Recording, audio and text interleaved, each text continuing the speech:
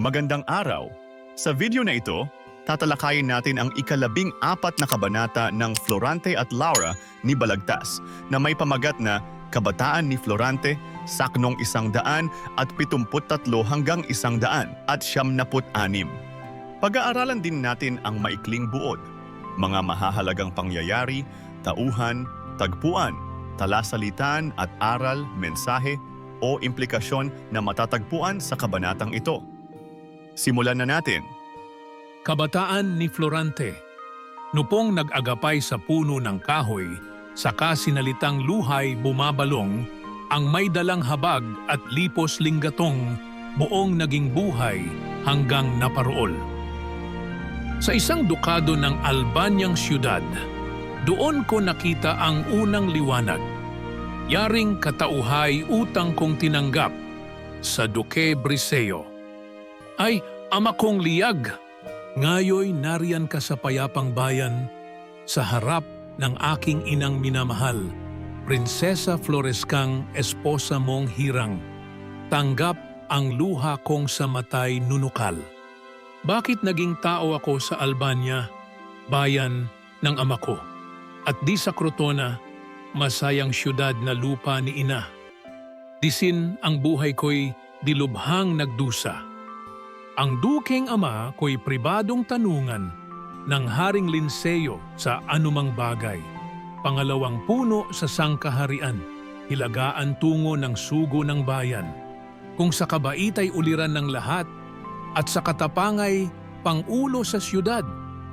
Walang kasindunong magmahal sa anak, umakay, magturo sa gagawing dapat. Naririnig ko pa halos hanggang ngayon, palayaw na tawag ng ama kong Poon, noong ako'y batang kinakandong-kandong, taguring Floranteng bulaklak kong bugtong. Ito ang ngalan ko mula ng pagkabata, nagisnan sa ama't inang nag-andukha, pamagat na ambil na lumuha-luha at kayakap-yakap ng madlang dalita. Buong kamusmusay di nasasalitin, walang may halagang nangyari sa akin kundi ng sanggol pa'y kusang daragitin ng isang buwitreng ibong sakdal sakim. Ang sabi ni ina, ako'y natutulog sa bahay na kintang malapit sa bundok. Pumasok ang ibong pang-amoy ay abot hanggang 3 legwas sa patay na hayop. Sa sinigaw-sigaw ng ina kong mutya, nasok ang pinsang kong sa epiro mula. Ngalay, menalipo, may taglay na pana. Tinudla ang iboot na matay na bigla. Isang araw namang bagong lumalakad, nooy naglalaro sa gitna ng salas. May nasok na arkot biglang sinambilat. Kupidong diamanteng sa dibdib ko'y hiyas. Nang tumuntong ako sa 9 na taon, palaging gawa ko'y mag-aliw sa burol. Sakbat, ang palasot ang busog ay kalong. Pumatay ng hayop, mamana ng ibon. Sa tuwing umagang bagong naglalatag, ang anak ng araw ng masayang sinag, naglilibang ako sa tabi ng gubat, madla ang kaakbay na mga alagad.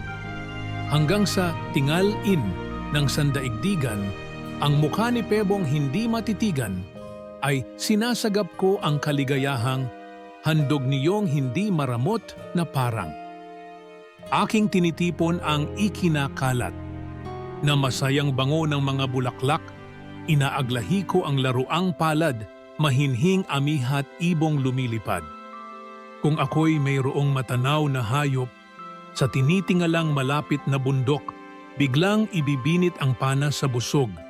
Sa minsang tudla, ko'y pilit matutuhog. Tanang samang lingkod ay nag-aagawan, unang makarampot ng aking napatay. Ang tinik sa dawag ay di dinaramdam, palibhasay tuwa ang nakaakay. Sukat maingaya sinumang manood sa sinuling-suling ng sama kong lingkod, at kung masunduan ang bangkay ng hayop, ingay ng hiyawan sa loob ng tumok. Ang laruang busog ay kung pagsawaan, uupo sa tabi ng matuling bukal, at mananalamin sa linaw ng kristal, sasagap ng lamig na iniaalay. Dito'y mawiwili sa mahinhing tinig ng nangagsasayang nayada sa batis. Taginting ng lira katuno ng awit, mabisang pamawi sa lumbay ng dibdib. Sa tamis ng tinig nakahalak-halak ng nag-aawitang masasayang ninfas, naaanyayahan sampung lumilipad, sari-saring ibong agawan ng dilag. Kaya nga't sa sanga ng kahoy na duklay, sa mahal na batis na iginagalang, ng bulag na hentil ay nagluluksuhan, iboy nakikinig ng pag-aawitan. Aanhin kong saysayin ang tinamong tuwa, ng kabataan ko'y malawig na lubha. Pag-ibig ni Amai siyang naging mula. Lisanin ko yaong gubat na payapa. Ngayon naman ay talakayin natin ang buod nito. Ang kabanatang ito ay naglalaman ng mga alaala ni Florante mula sa kanyang murang edad hanggang sa kanyang paglaki. Ipinanganak si Florante sa Albania. Siya ay anak ni Duque Briseo at Prinsesa Floresca. Si Duque Briseo ay isang dukado na tagapayo ng hari at isang mapagmahal na ama kay Florante. Ikinuwento ni Florante ang kanyang mga masayang alaala ng pagkabata. Ang paglalaro sa gubat, pamamana, at ang paglilibang sa kalikasan. Sa kabila ng kanyang masayang kabataan, nagkaroon din siya ng mga karanasang nagbigay panganib sa kanyang buhay, tulad ng muntik na pagdagit sa kanya ng buwitre, kung saan siya ay iniligtas ng kanyang pinsan na si Menalipo. Ipinapakita ng kabanatang ito ang masayang kabataan ni Florante, gayon din ang pagmamahal at proteksyon ng kanyang pamilya. Ipinakikita rin dito ang kanyang malalim na koneksyon sa kalikasan na nagiging lugar ng kanyang paglilibang at pagtuklas sa sarili. Dumako naman tayo sa mga mahahalagang pangyayari. Ipinanganak si Florante sa Albania, anak ni Duque Briseo at Prinsesa Floresca. Muntik nang dagitin ng isang buwitre si Florante noong siya'y sanggol, ngunit nailigtas siya ng kanyang pinsang si Menalipo. Paboritong libangan ni Florante ang pamamana at paminsang paghuli ng mga hayop sa gubat.